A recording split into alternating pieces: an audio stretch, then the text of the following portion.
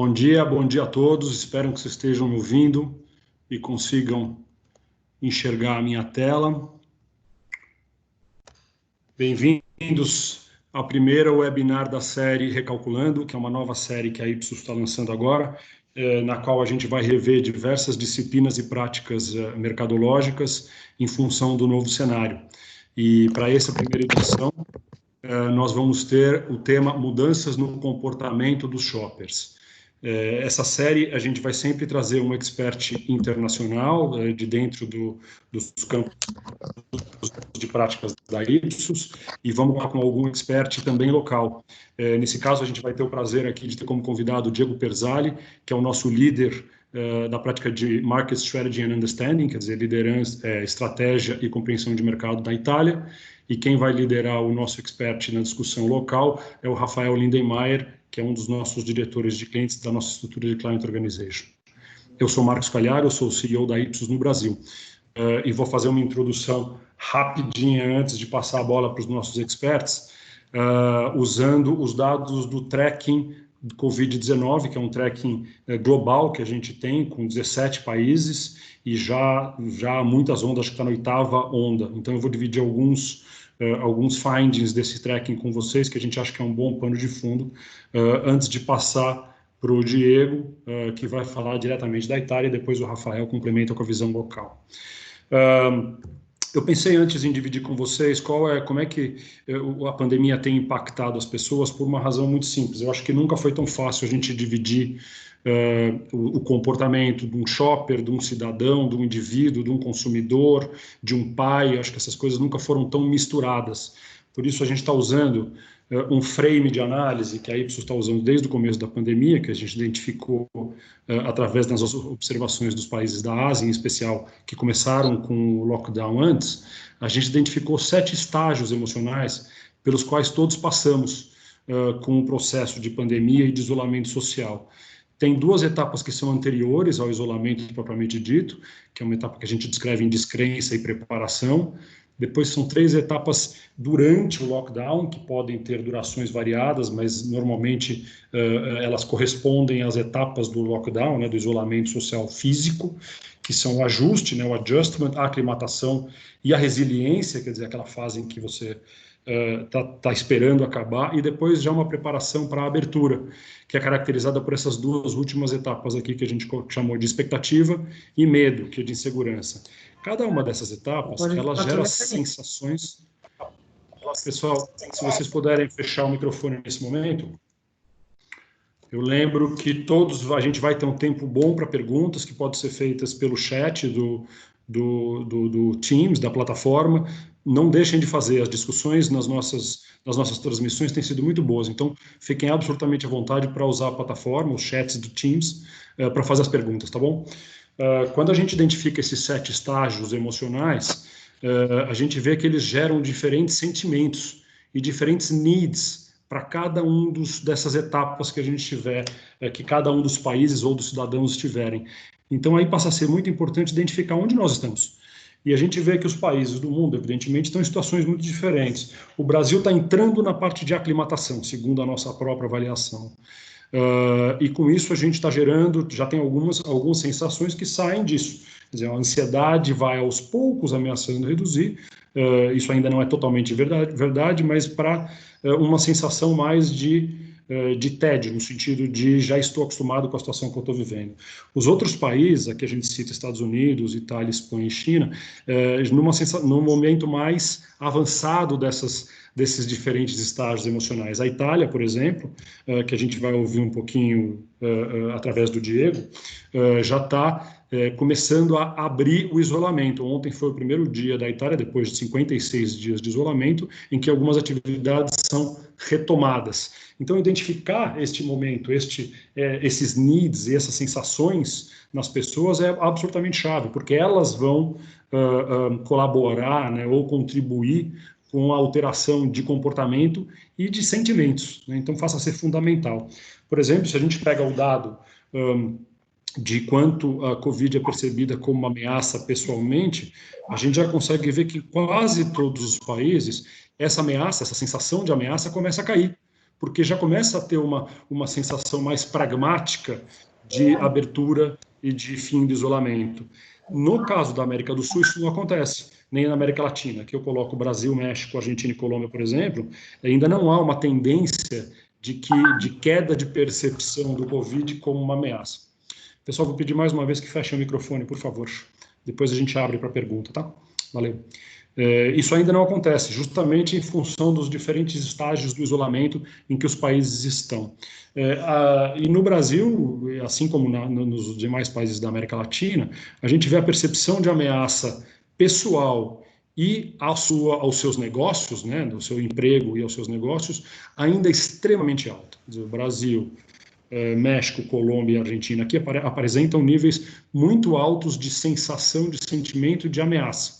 Quer dizer, ainda está uma sensação de grande de insegurança e em que as pessoas veem toda essa situação como potencialmente maléfica para suas finanças, por exemplo, e para você e para a gente pessoalmente. Quer dizer, claramente isso gera uma necessidade diferente a ser atingida. Não é surpresa que com isso, na nossa medida de índice de confiança, esse é o índice de confiança levantado pela Ipsos, a gente faz isso para 29 países, o índice de confiança apurado em abril, e foi o primeiro em que a pandemia já influenciou o índice de confiança em praticamente todos os países, a gente vê o número mais baixo dos últimos 7 anos. Para ler esse índice, ele vai de 0 a 100, ele não é um percentual, ele é um índice, ele vai de 0 a 100 e 50 seria neutralidade, ou seja, tudo abaixo de 50, a gente já está falando uma desconfiança do consumidor. O índice global, que é essa linha um pouquinho mais grossa aqui, está em 44 pontos, é o mais baixo em 7 anos, como eu falei. No Brasil, ele ainda está um pouco acima, está em 46 pontos, e não é o mais baixo. Na verdade, a gente passou por índices mais baixos recentemente, por exemplo, na época do impeachment e, por exemplo, no finalzinho do governo da administração anterior, do governo Temer, antes da eleição. Mas a queda é importante de qualquer jeito. Há uma queda aqui de 4 pontos no Brasil. Evidente que isso impacta na disposição de consumo, né? O índice de confiança tem uma correlação com disposição de consumo enorme. E a gente está vendo aqui em praticamente todos os países. Tem uma exceção clara aqui da China, por exemplo, que vocês estão vendo em amarelo, que já começa a sair do processo. Então, portanto, um otimismo talvez já afetando esse número, mas em quase todos os países do mundo a gente ainda está num processo de redução e adaptação a essa sensação. E uma outra informação que indica muito a questão de otimismo, de percepção de como os países estão percebendo as próximas etapas, o Brasil e o México são, daqueles 17 países que eu citei, os países em que há uma percepção de que a situação vai voltar mais rapidamente. Vai voltar, aqui a pergunta é especificamente para junho, mas de longe os percentuais de Brasil e México são maiores para que o retorno das atividades econômicas aconteça até junho. Há aqui duas indicações, eu acho. Primeiro é o otimismo natural do brasileiro, né? Isso é amplamente divulgado, conhecido, documentado em pesquisa, que o brasileiro tende a ser mais otimista. Mas há um componente de desinformação aqui. A gente vê que a falta de homogeneidade e clareza nas políticas públicas afeta também a percepção do brasileiro, que, como a gente viu nos dados anteriores, toma a situação com enorme seriedade, percebe o impacto que tem, mas subestima o tempo que ela vai durar. E justamente porque a gente tem informações muito desencontradas aqui, isso também afeta, evidentemente, o sentimento. E, por fim, a última informação que eu queria trazer é que alguns hábitos estão sendo completamente alterados nessa situação. Essa é uma situação extremamente favorável para a mudança de hábito, já que a gente perdeu o contexto social e o contexto físico, que normalmente ajudam enormemente na automatização das decisões, né? A decisão automática, o hábito na decisão, né? Aquele atalho mental, eles foram interrompidos, já que a gente não tem mais as mesmas referências. Então aqui a gente cita uma informação muito básica, que é, por exemplo, o apertar de mãos. A gente está vendo aqui que 90% quase da população brasileira não mais prevê isso como um hábito a ser seguido pelo futuro previsível. Quer dizer, a gente está aqui vivendo uma situação única em termos de possibilidade de criação de novos hábitos. E isso também passa a ser absolutamente fundamental no contexto em que a gente está analisando a mudança de comportamento do shopper. Com isso, eu passo a bola para o Diego Perzali, como eu falei, é o líder da nossa área de compreensão de mercado e estratégia na Itália, e ele vai contar para a gente como foi esse processo de abertura na Itália, que está agora, justamente neste momento, passando pela abertura lenta e gradual. Ciao, Diego. Thank you very much for being here. And the virtual floor is yours. For inviting. Thank you. I try to take the control and to share my screen.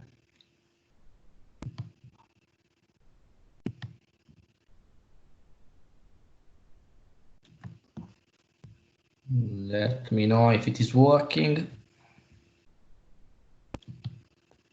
Yes, we can see you now. Você pode assoprar que nem papai fez, ó. Okay.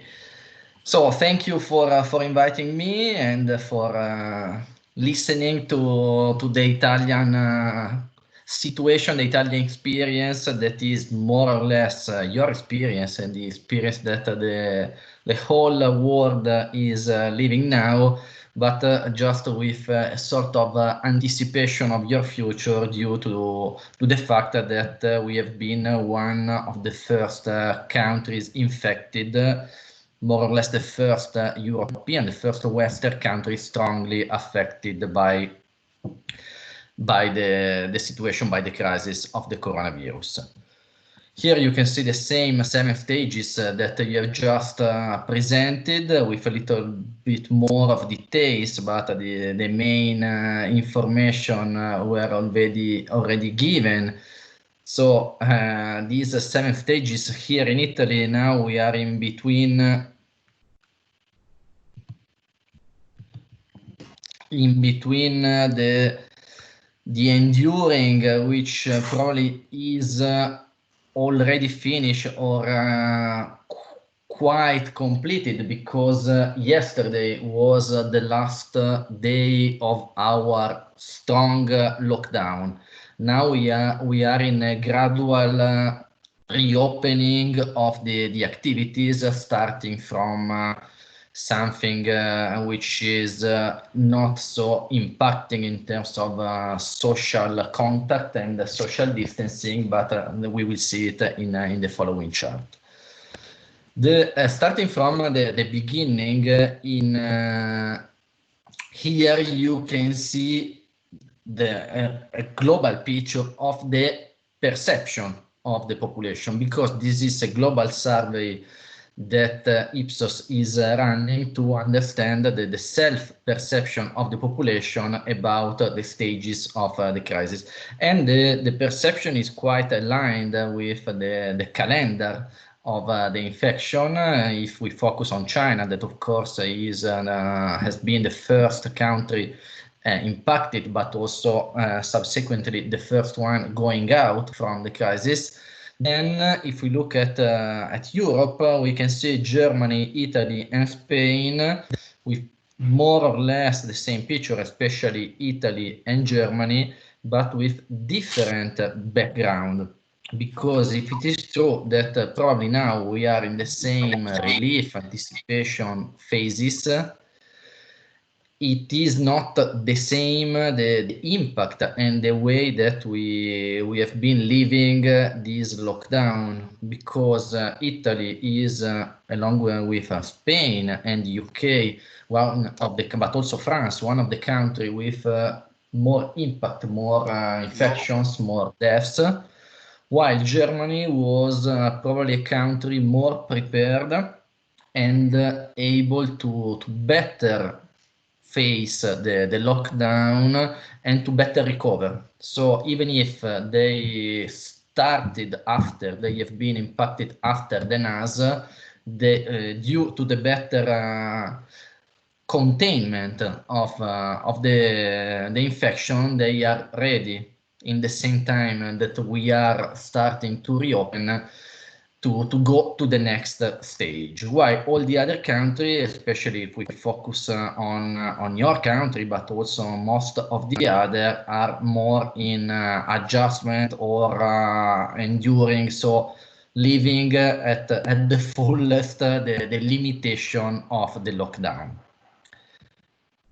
I was saying that we were the first, or at least among the first in the Western countries, because the first official contagious were around the 21st of February, And before we were just hearing about China, but considering it very far from us. So far that even if after the contagious, we were considering it just a local challenge, not something. We were thinking that a couple of cities or something like that might be the one Italian, and so nothing affecting the whole country. And so, for instance, Milan, our most important economical city, was saying we don't want to stop us because we can go on with our production, with our dynamism. But this was just for 1 week, 2 weeks, when we realized that it was not enough and it was not the right way to face this new challenge.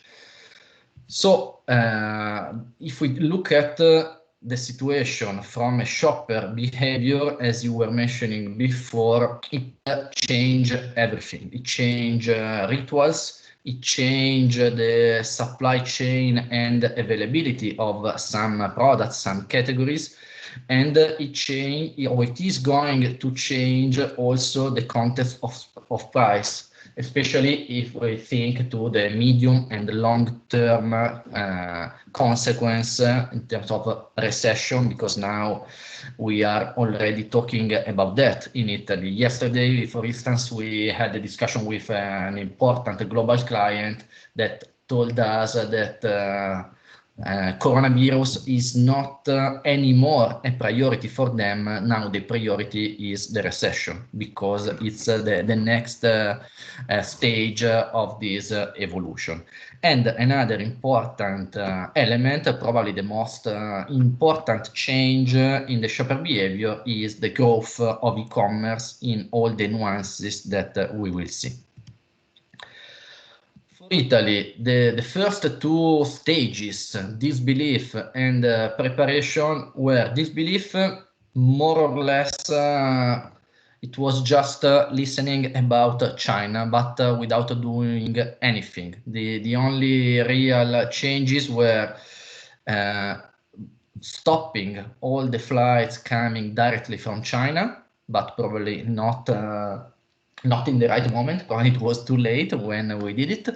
And the other was a sort of reaction of the population trying to avoid Chinese restaurants, thinking that this kind of restaurant with a stronger linkage with China might be an instrument of infections.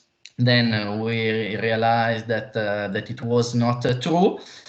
And for a couple of days, just the weekend from when we realized it, and the following Monday, there was confusion, fear, and the first real reaction in the preparation stage was going to buy everything, and especially products about disinfection.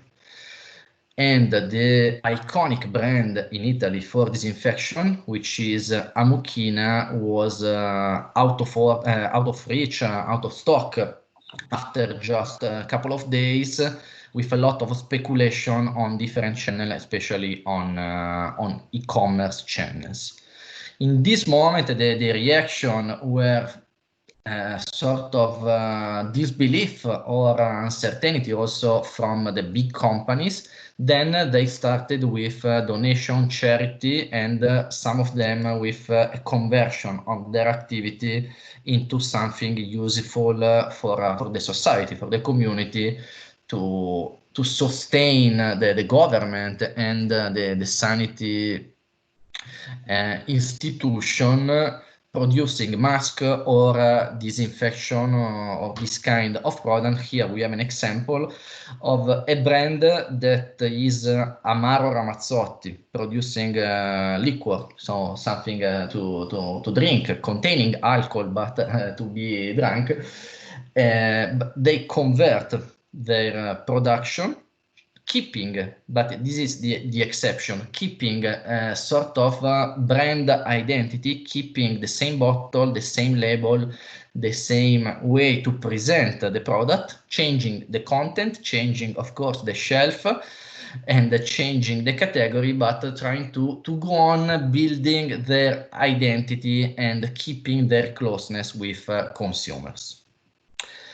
Then when we realized that we were in the crisis, we were already in the reality, in this new reality, the new feelings were anxiety, and the concern were about the availability of products and the way to bring these products at home. So to reduce the human contact, e-commerce was the safe channel, the safe way to move, but we were not ready because e-commerce in Italy, especially for grocery, was not so much developed to be able to satisfy this huge demand that we have seen in those days, and we are still seeing here.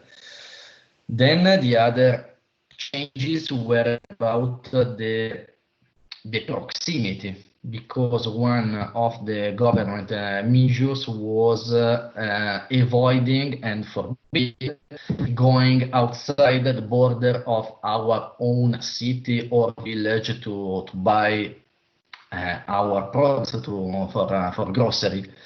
And so we had to shift from hypermarket that usually are outside the border of the village, of the city, and looking for something closer. So proximity growth with big figures, as we will see. And here you see the figures for Italy. So e-commerce, grocery e-commerce in the first weeks was plus 82%, so about the double of what we have been observing in the past. Also proximity, a huge growth from 46, and another channel that we have seen growing is discount.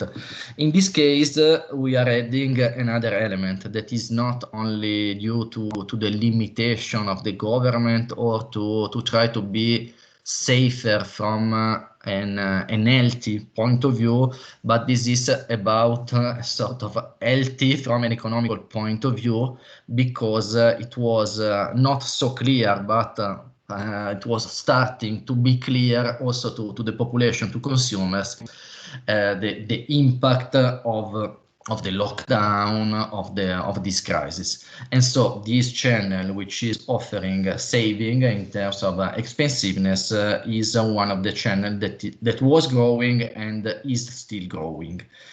And another element that we are observing, and not only in this crisis, but also in other that we have been studying in these days, is that they are growing and changing the way they are satisfying their customers, because having some new customers that are forced to go there because is the only solution in the perimeter of a certain area, they are starting to offer more and more alternatives, private label, but also branded products if they are not hard discount. And in terms of category, we have seen that the categories that have been growing the most are categories able to satisfy specific needs. And the specific needs of a lockdown, now you know exactly as good as us, are spending time to pass time, and for that here in Italy we have seen growing a lot all the ingredients, raw material to cook cook salty products or salty meal as pizza or pasta or sweet like cakes, but whatever is going in this direction to pass time at home with the family, considering that we were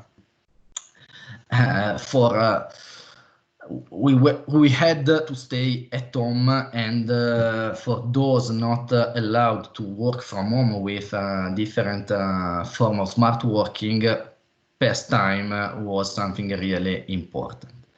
Then the other need was about protection. So gloves were growing a lot, but of course disinfection, mask, and all these kind of products. Then on the right we can see other specific needs. One is substituting all the things that are about out of home. So this kind of special occasion, restaurants, and all the products that you can eat there. The most iconic is pizza, and so frozen pizza have seen this important growth. And then to opposite products, to opposite needs, comfort food, so indulging, and Nutella is the iconic Italian brand to satisfy this need. And on the other hand, this kind of infuse like chamomile to manage anxiety and insomnia. That is another feeling that has been growing step by step during these 7 stages. Moving to the next one, acclimatization. That means more or less being more familiar with the adjustment of the previous stage, and leaving them not in a new way, but in a more rational way. That means trying to pass time using new solution. For instance, all the solution provided by the digital platform for working, for e-learning, for school, for social aperitif, and for all the needs that human have, but in this case they can satisfy only through digital solution because they are at home. And we have seen growing a lot fitness or well-being apps, but also this kind of platform for communicating, while we have seen a strong decrease for the makeup that is more important when you have a real social life out of home.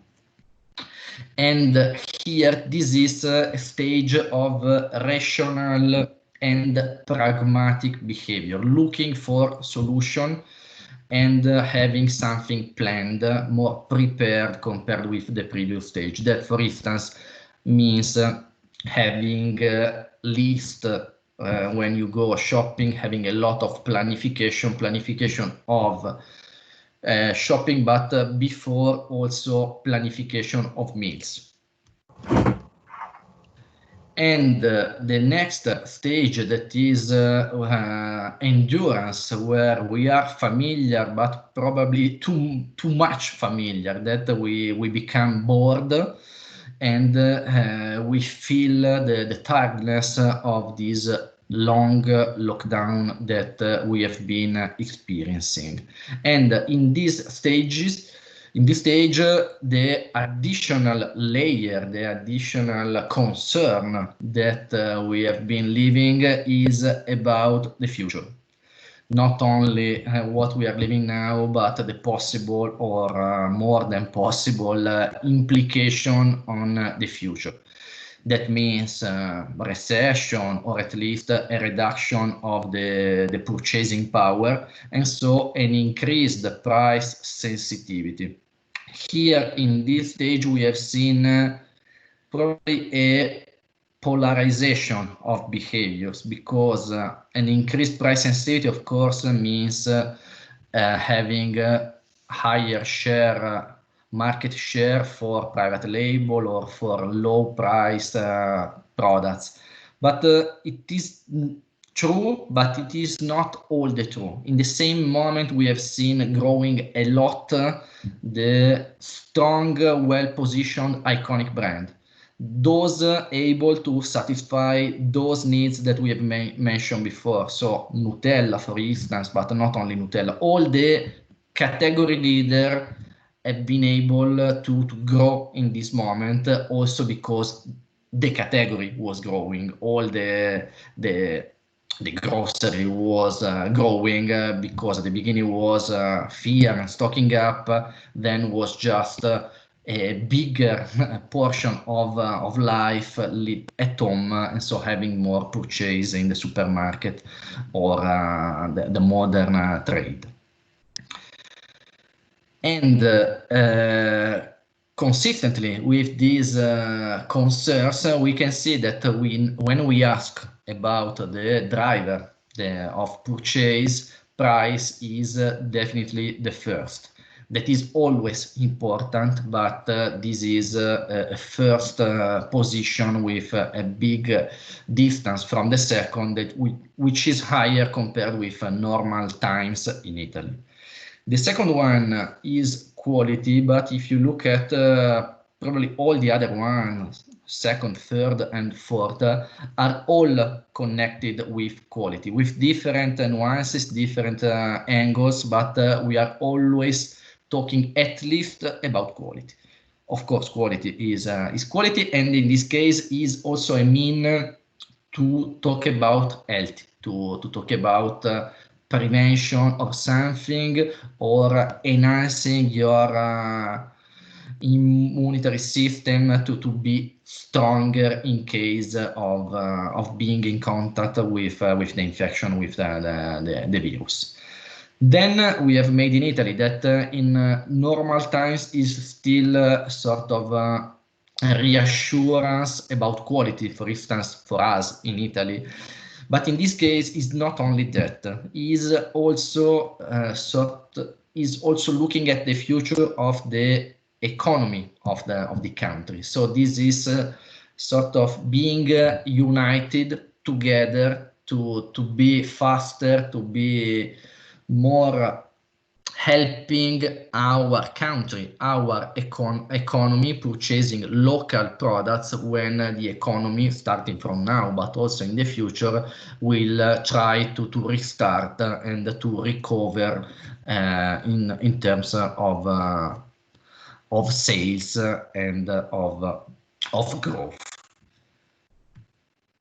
At the same time, if this was the rational driver for purchasing, there is also the emotional part, what is missing and what we would like to do. This is talking rather than modern trade for at-home consumption. Here we are talking about what we were not allowed to do. So it was about out-of-home life, and what we were missing after some weeks of lockdown was going out to eat in some restaurants, to see friends, and all the other things that are mentioned here, that are exactly the thing that we have been doing yesterday and today, that are the first 2 days after the lockdown, with still a lot of limitation, because restaurants are still closed. But for instance, today I listen people discovering with a lot of joy that McDonald's is still closed, but at least McDrive is open. And so going back to the normality, or yesterday on our Facebook, we have seen a lot of people happy to have a coffee from the cafeteria, not inside the cafeteria because it is still closed, but with the owner of the people working there offering at the beginning, then trying to sell coffee in the street outside, but slowly going back to have relief and to going back to the normality with all the impact that it means for retailers, because now they have to start to change the way they offer the services. That is probably a challenge even bigger than what a supermarket had to change some weeks ago. And now we are in this relief, but at the same time fear moment, because there is a relief, because we know that probably, or at least we hope, that the worst is behind. The peak of the infection is something that was probably 1 or 2 weeks ago. Now every day figures in terms of deaths or infection are lower and lower. And another element that was concerning in the endurance phase was the uncertainty about the future. We didn't know when and what was going to reopen. Now we know, we have a calendar. Yesterday something, in 2 weeks shops and museum, and then in another 2 weeks bar and restaurants and all the beauty activities. But this is the relief. Exactly in the same time we have fear. The fear is mainly on 2 dimensions. One is from an economic point of view, because we are experiencing half of the population a decrease of our level of income, even if there are public sustain to support all the activities that were closed or not able to have the same revenue as in normal times. And also the forecast for this year is very negative, the worst in the history, if it is confirmed, if it will be confirmed. So it's clear that it's not finished. Probably we are starting something even stronger than what is finished. Before it was in terms of personal limitation. Now probably it will be stronger from an economical perspective.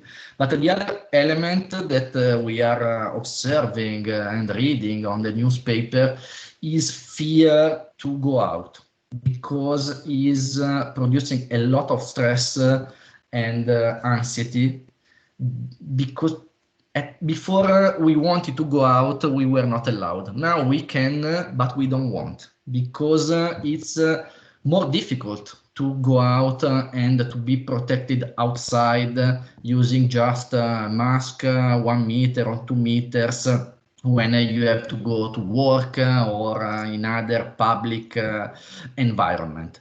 And so this is something which is still confusing and probably generating other consequences that we will observe in the next few weeks.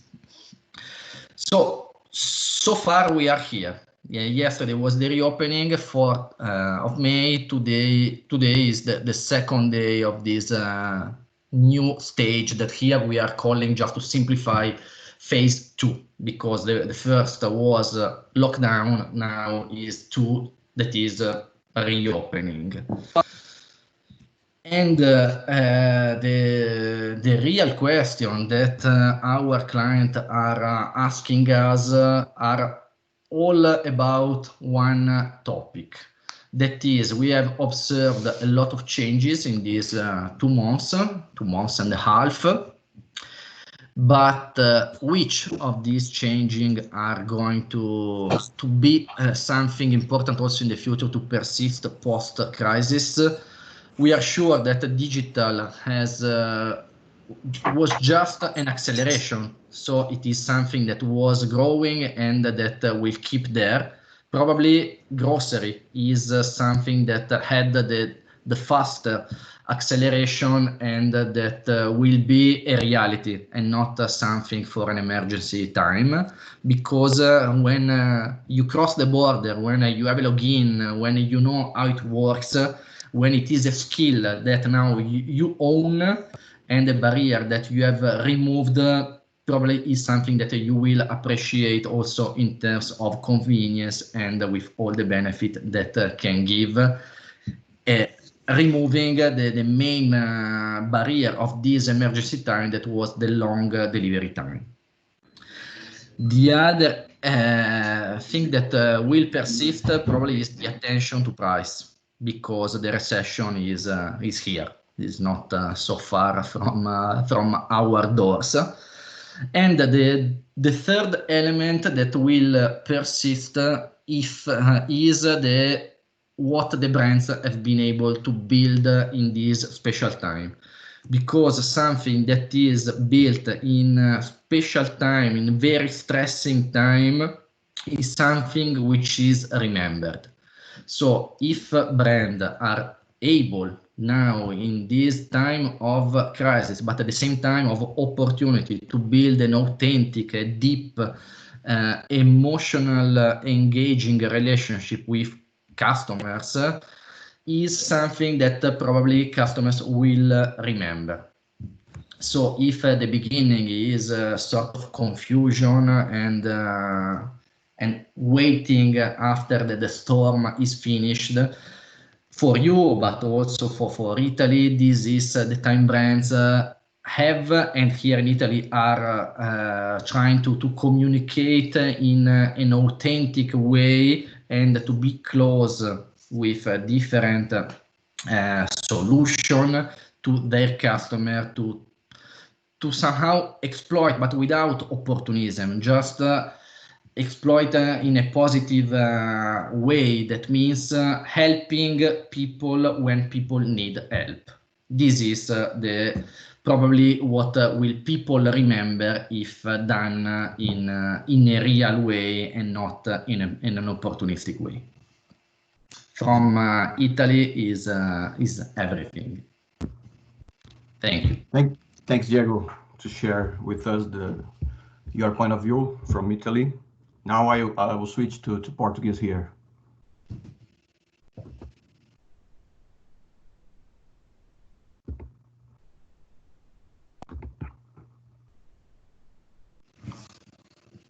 Pessoal, bom dia, meu nome é Rafael Lindemeyer. Se Sandra só pode me dizer se está ouvindo bem aí, só para ter a certeza de que podemos continuar? Perfeito. Tá ótimo. Ok, muito bem. Então, depois do Diego trazer para a gente o ponto de vista da Itália, né, falou muito sobre como as categorias são afetadas e assim por diante, eu vou começar a nossa explanação aqui no Brasil falando um pouco sobre o ressignificado do shopper, que é muito importante nesse momento. Por que eu vou falar um pouquinho sobre ressignificação do shopper? A gente conhece muito bem a questão da jornada de compra, né, como chamamos aqui dentro da nossa área, o Path to Purchase, onde a gente tem o nosso ciclo de compra que começa lá num desejo de compra até a conversão.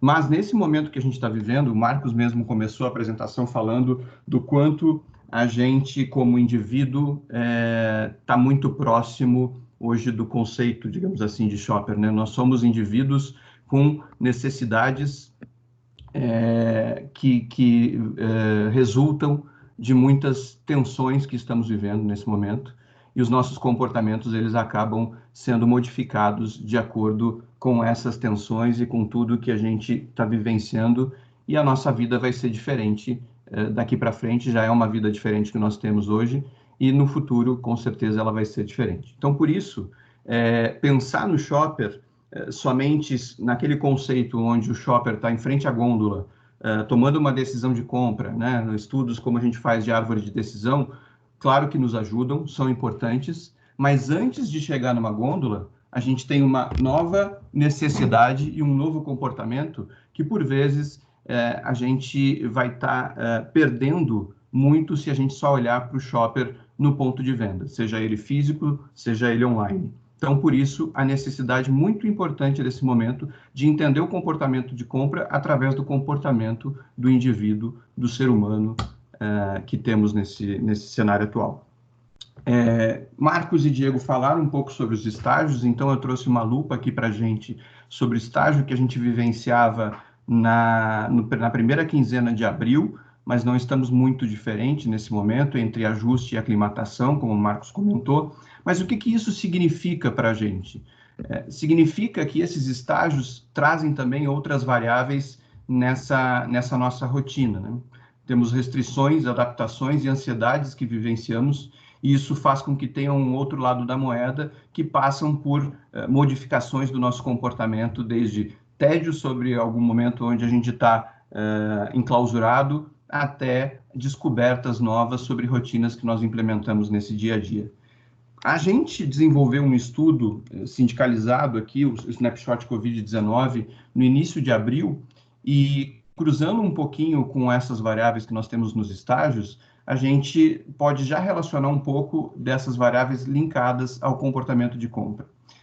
O nosso estudo demonstrou que a nossa casa nunca foi tão unânime como um símbolo para a segurança da gente, ou seja, sabemos que hoje estar em casa é estar seguro, ao mesmo tempo de trazer segurança para as pessoas do nosso relacionamento. E já sabemos que 3/4 dos brasileiros estão postergando gastos mais representativos. Obviamente, a gente já vivenciou isso em alguns outros momentos, quando a gente fala de crise econômica. Mas a crise econômica que nós temos nesse momento, ela é resultante de uma crise de saúde pública.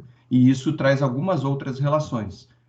Como o Diego comentou, existem mudanças de compra de categoria, mudanças de canais, implementação de compra de mercadorias, no caso da Itália, feito na Itália, marca própria aqui no Brasil, mas isso também reflete outras mudanças de comportamento no nosso dia a dia de compra.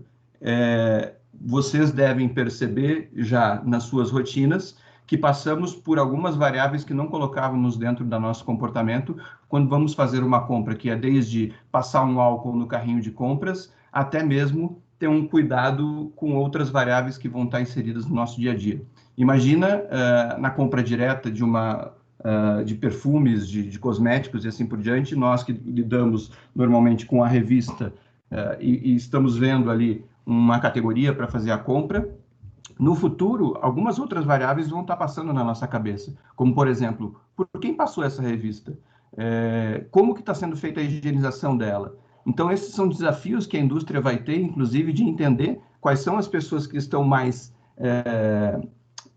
relacionadas a essa necessidade de entendimento do comportamento de higiene, por exemplo, para que mude um pouquinho as rotinas dessa revista chegando até a nossa mão, digamos assim. Um outro estudo que vem das nossas comunidades online, esse estudo foi feito nos Estados Unidos em março, e aqui também a gente tem as nossas comunidades para ajudar um pouquinho a entender um pouquinho mais no deep dive de como os brasileiros estão vivenciando as rotinas. Eu trouxe esse dado porque são 7 caminhos aqui, digamos assim, de novas rotinas estabelecidas nos Estados Unidos, das quais a gente pode se ver aqui dentro com muita facilidade. Desde o compartilhamento de novas responsabilidades, ou seja, hoje dentro da nossa casa, sabemos que todas as pessoas que estão dentro da casa, muitas delas têm responsabilidades para serem desenvolvidas, para esse convívio não ser tão complicado no dia a dia de PJ e PF, digamos assim. A gente tem um ambiente que se correlaciona entre trabalhar e ter a nossa vida doméstica. Os espaços de trabalho criados, a alimentação em família, ela toma uma outra proporção nesse momento. Então, o que isso pode trazer para frente para a gente? Novas rotinas de momentos de família à mesa, novos entretenimentos, a conexão que já existia virtual, ela toma uma outra forma, até mesmo uma festa de aniversário que pode acontecer virtualmente, que tem acontecido muito, como, por exemplo, festas à fantasia, pessoas colocando isso na rede. O cuidado com a saúde toma uma outra proporção, a possibilidade de acessar streaming para te ajudar nesse dia a dia, e a compra à distância, que sabemos que ela acaba entrando muito forte, muito principalmente pelas categorias restaurantes e assim por diante, mas temos também aqui uma necessidade de entender outras categorias que permitem essa compra à distância. Lembrando que no Brasil a gente fechou 2019 com 6% de participação do e-commerce, ou seja, o desafio de crescer ele ainda existe, vai crescer muito fortemente, mas vamos conviver com as duas coisas, né? O offline e o online nesse dia a dia. No nosso snapshot, a preferência por lojas físicas, ela ainda é uma preferência notória. As pessoas, inclusive em grupos que a gente participa, dizem que hoje ir ao supermercado é uma possibilidade de transformar o supermercado em shopping center. As maiores participações do e-commerce e do app, isso também acaba acontecendo, mas o WhatsApp e outras compras, como por rede social, também acabam sendo muito fortes. E a procura por descontos também, ela acaba sendo muito forte nesse momento e pode ser algo que vai perdurar para frente. Esses novos comportamentos trazem novos desafios. A reabertura, eu coloquei aqui uma foto da reabertura do shopping de Wuhan em 30 de março, e lá, por já terem vivido outras epidemias, eles já têm protocolos para seguir reaberturas. E assim mesmo, essa reportagem que está disponível no YouTube, ela trazia os desafios dos gerenciadores do shopping para essa reabertura e quanto estava sendo difícil fazer esse gerenciamento. Já por aqui, quando a gente teve a reabertura do shopping Blumenau, tínhamos saxofonista fazendo a recepção, e isso daqui, para mim, já é algo que a gente já pode até colocar como qual será o desafio de uma Black Friday para frente, quando a gente passar na próxima Black Friday, tendo novos protocolos de higiene sendo colocados. Além disso, esse desafio ele também se coloca para quem já estava preparado. Para quem conhece Ocado em UK, é uma rede de supermercado que se diz a maior rede de supermercado do mundo, online, e assim mesmo passou por um colapso, e nesse momento só está atendendo pessoas que já eram clientes e com uma fila enorme no dia a dia. Outras coisas também aqui que para a gente pensar um pouquinho como vai ser esse nosso desafio para o futuro, é que o nosso ponto de venda ele vai ter uma adaptação, como já existe agora, e outros protocolos que vão ser inseridos, e quem está fazendo isso hoje com mais rapidez está conseguindo suprir uma necessidade e se adaptar a esse novo momento. Eu trouxe exemplos aqui de muitos varejistas, tem uma foto do Carrefour, mas quis trazer também uma foto do Grupo Mateus, que está no Maranhão, uma cidade onde tem um lockdown já estabelecido aqui no Brasil, que inicia essa semana, e com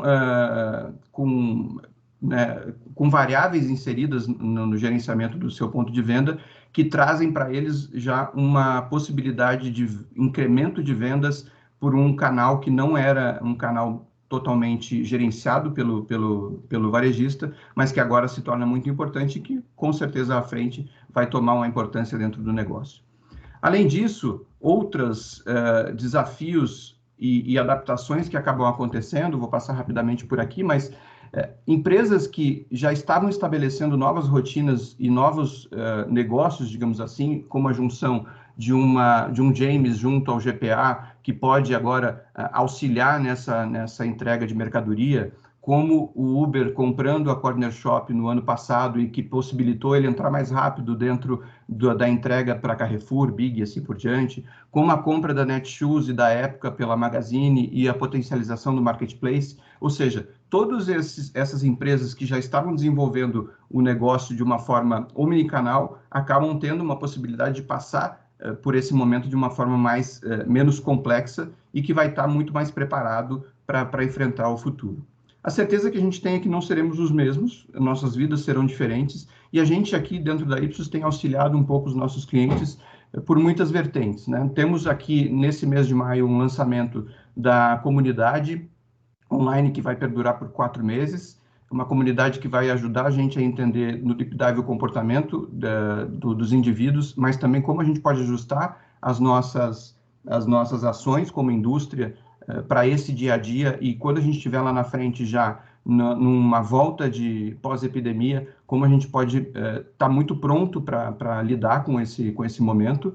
E também nessa semana estamos lançando o nosso estudo de comportamento de compra omnicanal, para entender como esses novos hábitos se colocam dentro do dia a dia dos nossos consumidores, dos nossos shoppers, dos nossos indivíduos brasileiros, e como ele também vai ter um comparativo aqui, que a gente tem uma segunda onda proposta para julho, comparando como esse comportamento de compra que se dá agora, quais são as coisas que vão perdurar para frente e quais são as coisas que vão ser diferentes. Bom, da minha parte eu queria fechar com isso. Diego Pagura, se você quiser tomar a frente agora aí do webinar, por favor. Obrigado, Rafa. Bom, pessoal, bom dia. Temos mais alguns minutinhos aqui. Obrigado, Rafa, Diego, Marcos. Excelente conteúdo. Nesses minutinhos que a gente tem aqui, seria interessante escutar de vocês algumas das coisas que estão incomodando, aparecendo como desafios, oportunidades também dentro das empresas. Eu tenho duas perguntas aqui, eu vou ler uma delas primeiro, mas também depois disso, se alguém estiver à vontade de ligar o microfone e fazer a pergunta ao vivo, pode fazer também. Então, a gente tem aqui uma pergunta, um minutinho aqui para fazer o scroll, da Maria Carolina, que fala assim: bom dia, gostaria de saber o ponto de vista de vocês, se teremos uma elevação de volta à compra na loja para algumas categorias mais técnicas, mais indulgentes, ou seja, como que vai se dar nesse momento, o que eu interpreto, Maria Carolina, se quiser também acrescentar, pode acrescentar, essa volta, né, das pessoas para a rua, se muitas das compras que hoje também estão sendo feitas mais através de aplicativos ou de e-commerce, ou o que for, como que essa volta se dá, que tipo de categorias podem ter mais desafios e mais oportunidades nessa volta também ao ponto de venda? Bom, eu vou começar por aqui. Para mim, é óbvio que a volta ela vai trazer alguns desafios e, principalmente, se a gente for focar na questão dos desafios, já pensamos muito que on the go, compras por impulso, essas compras por indulgência, elas vão passar por um momento de uma maior racionalização, né? Vamos pensar no seguinte: a gente vivenciou isso, vou pegar um exemplo aqui de casa. A gente estava no shopping 15 dias depois do primeiro caso em São Paulo e fomos comprar um sorvete no shopping. A casquinha que foi entregue para o meu filho, ela passou por uma pessoa antes, onde entregou o dinheiro, ele espirrou, a pessoa que estava no checkout, ela pegou o dinheiro, fez a transação, entregou para ele, serviu a casquinha e entregou para essa pessoa. Quando meu filho recebeu a casquinha, o máximo que ele pôde comer foi o sorvete de cima e eu disse que ele tinha que jogar a casquinha de fora.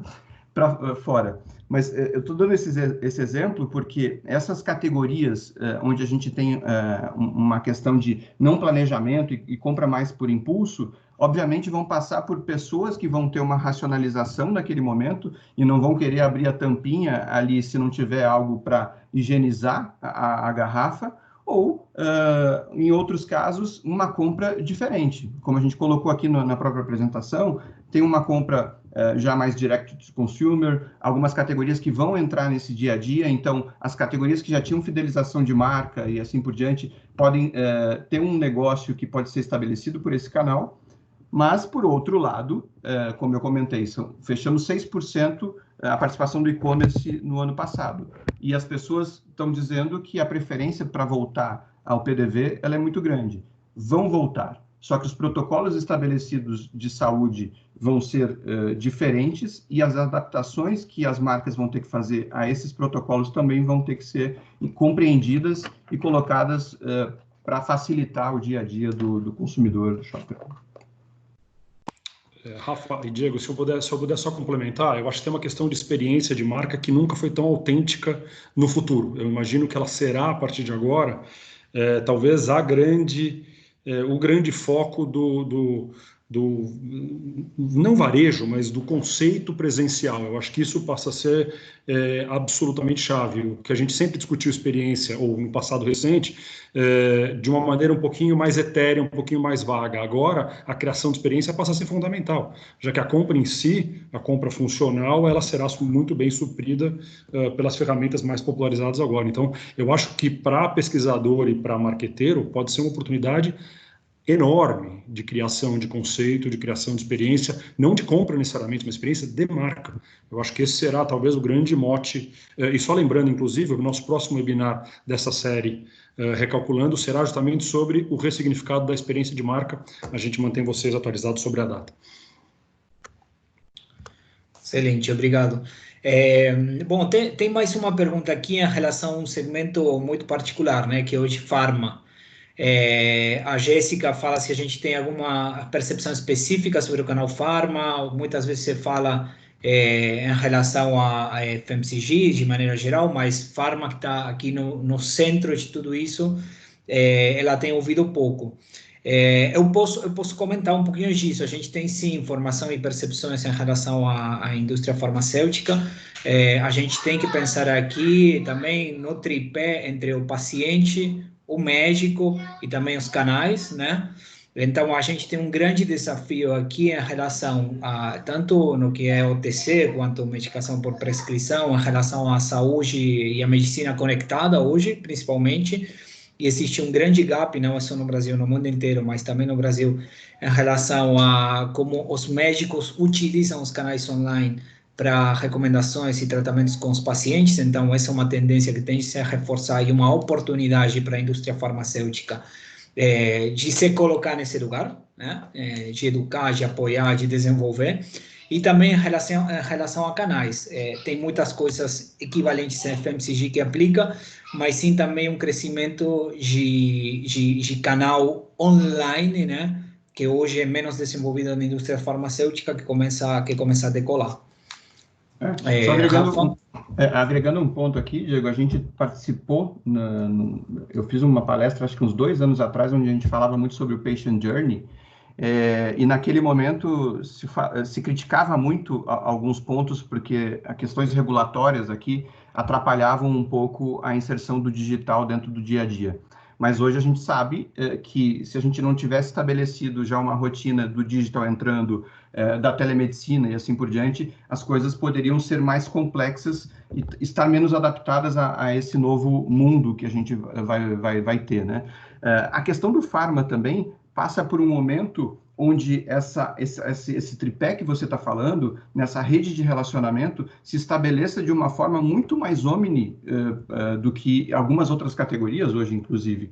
A gente vê já um movimento muito forte, né, dos representantes, dos laboratórios, e eu estou falando isso tanto para o B2B quanto para o B2C, porque também tem um outro lado de gestão do negócio do B2B com os seus distribuidores, o canal Pharma, ocorrendo com uma necessidade muito grande de adaptação, e isso é um momento para aproveitar em como a gente também estabelece um sistema, digamos assim, omni, com a inserção do digital para esse dia a dia, que chega até a ponta para o consumidor.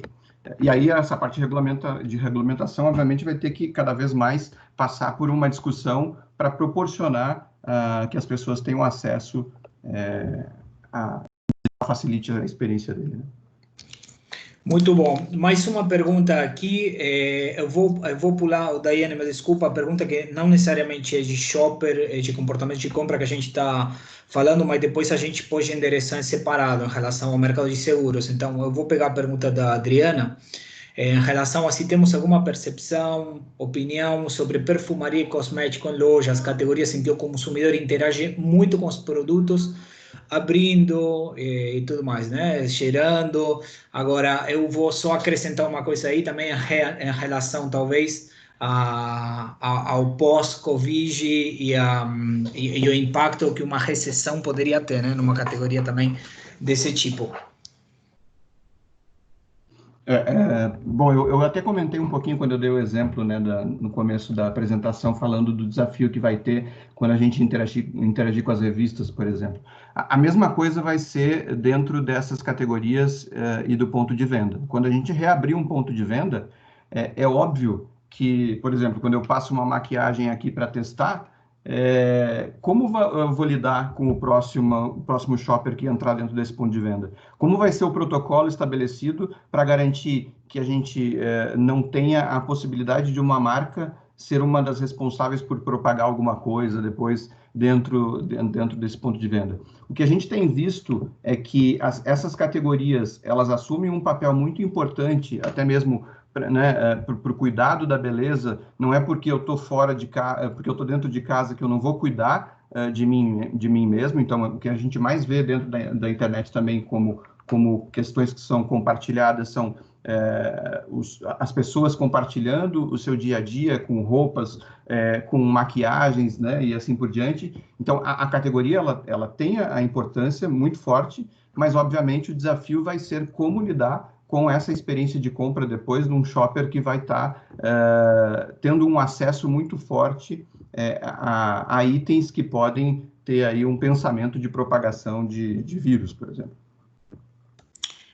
Diego, se eu puder só complementar, eu acho que essa pergunta ilustra bem o mote do que foi essa apresentação toda, inclusive a apresentação do Diego da Itália, que é hora da gente entender qual é o papel da necessidade a ser atingida por essa categoria, por esse setor, por essa marca, dentro do novo comportamento. Eu acho que é hora da gente rever, sim, qual é o papel dos produtos de beleza, por exemplo. Quer dizer, a vaidade pela vaidade substituída pela autoestima, pela saudabilidade, pela naturalidade. Eu acho que esse talvez seja a grande mensagem do que a gente está passando hoje, é justamente ressignificar o comportamento e, portanto, as necessidades a serem atingidas pelas marcas. Acho que a indústria de beleza tem uma enorme oportunidade aqui de explorar novas áreas e a partir daí a experiência em loja, a experiência de marca e tudo mais, vindo a reboque. Mas eu acho que é necessário tentar entender qual vai ser o papel da dedicação à beleza, por exemplo, ao personal care de maneira geral, nesse novo cenário. E certamente vai incluir muito mais, e aqui eu repito 2 termos que eu acabei de usar, autoestima e certamente muito mais saudabilidade, quer dizer, coisas mais cuidadosas e tudo mais. Acho que esse é um exercício interessante e conversa com todos. A nossa grande recomendação hoje é tentar entender o novo papel, as novas necessidades a serem atingidas pelas marcas. Perfeito. Temos tempo para mais uma pergunta? Rafa, vamos Marcos, lá. Eu vou ficar em casa. Uma aqui, bom, aí se o pessoal está empolgado aqui, bom, vamos continuar. Não, mas, pessoal, tem uma aqui interessante também, a Mariana, falando: oi, pessoal, tudo bem? Qual a percepção de vocês em mudança de consumo out of home e o impacto para as categorias que são vendidas com maior concentração lá? Espera uma retomada ou o consumidor não terá dinheiro para esses hábitos? Eu até acrescentaria também quais condições vai voltar, né, ao consumo out of home. Marcos, Rafa, vocês querem opinar? Rafa, posso entrar? É que a gente acabou, na verdade, a gente viu alguns estudos internacionais e o nosso também, que é basicamente qual é o desejo das pessoas quando acabar o lockdown. Então, não tem dúvida que eles são quase todos os grandes anseios não atendidos atualmente, são sociais, quer dizer, são a noção de reencontro, a noção de ressocialização. Eu não tenho a menor dúvida que ela não vai desaparecer. É claro que vai ter uma limitação. Primeiro que isso vai ser feito gradual. O Diego Perzali estava contando agora na Itália que retomaram a atividade a partir de ontem, mas ainda não há nenhuma atividade social, quer dizer, que exija gregarismo social sendo implementada. Então, tem ainda um processo de transição que é um processo físico, né? Quer dizer, que não vai ser possível encontrar as pessoas. Mas eu não tenho dúvida que esse vai passar a ser o grande anseio, a grande necessidade atingida out of home será social. Então, vai ter um enorme trabalho de ressignificação dos lugares que provém esse gregarismo social. Mas eu não tenho dúvida que ele vai voltar, mesmo com a limitação financeira que creia-se será temporária, mas ele vai voltar porque essa é uma necessidade que ele vai ter que atender. Então, de novo, reitero a grande oportunidade que todos nós temos como pesquisadores de entender qual é a necessidade. Quer dizer, vamos repensar qual é a necessidade que o novo normal, né, para usar o termo mais batido, mas que o novo normal vai exigir das pessoas, né? E aí eu volto de novo só com um ponto que você comentou, Marcos, que tem a ver com a experiência, né? Ou seja, quantas pessoas vão estar repensando algumas rotinas que eles tinham, por exemplo, voltar ao cinema, consumir uma pipoca, consumir um refrigerante.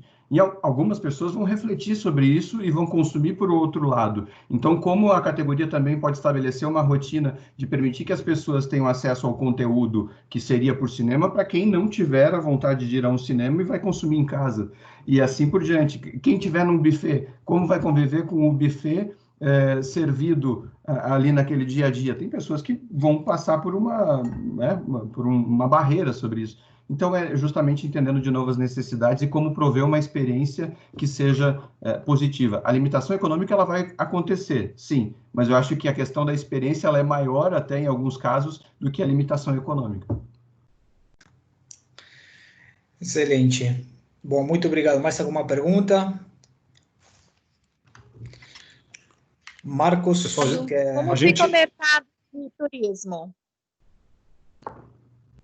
Mercado de turismo, eu não sei se vocês viram, inclusive, teve um post no LinkedIn muito interessante do CEO da Aviva, falando da decisão dura que tiveram que ter sobre todo a decisão sobre desligamentos e assim por diante, sabendo que o mercado de turismo, quando voltar, ele vai ser um mercado que vai ter uma rotina de volta mais demorada, digamos assim. Ou seja, essas experiências, de novo, que a gente está comentando aqui, vão ser essenciais para comprovar que as pessoas podem estar em um lugar vivenciando uma rotina do qual ele vai se sentir confortável. Vai ser muito dura a volta para o mercado de turismo, ao meu ponto de vista.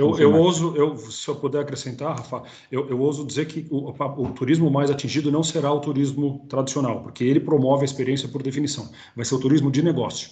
A gente está vendo um nível de revisão dos processos de trabalho que eu não tenho a menor dúvida que significam um remanejamento de despesa brutal das empresas. Então, os grandes eventos, ou reuniões, e é uma parte do turismo absurdamente importante. Então, eu acho que o turismo vai se reinventar, turismo tradicional, né, vamos dizer, turismo turista, mas o turismo de negócio, este sim, eu diria que ele talvez seja o mais atingido e não tem uma perspectiva de um retorno parecido com o que ele já foi. Eu diria que ele precisa se reinventar mais do que nunca. Tá? Não sei se eu abordei o que a gente estava falando. Pessoal, a gente ultrapassou um pouquinho, é uma pena, porque essas conversas são as mais gostosas. A gente está vendo que os melhores contatos com os nossos clientes são justamente esse, de discussões mais conceituais e que, portanto, chegam mais ricas e depois do plano de ação, né? Depois que a gente chega nas recomendações mais pragmáticas. Mas a gente atingiu o nosso tempo. Rafael, te agradeço muito, Diego, pela ajuda. Diego Perzali, thank you very much for your very rich presentation on the Italian case. Thank you. Eu acho que foi uma enorme visão do futuro que aconteceu, foi muito bem estruturada a apresentação do Diego, e queria já falar para vocês que já temos o próximo webinar da série, acho que eu comentei aqui hoje, da série Recalculando, vai ser sobre experiência, ressignificação da experiência do consumidor. Acho um tema absurdamente rico e fundamental, e vamos ver se a gente deixa mais tempo para discussão, porque todas essas conversas estão dando discussões muito ricas. Pessoal, muitíssimo obrigado pela presença e até a próxima. Obrigado a todos que apresentaram também. Valeu!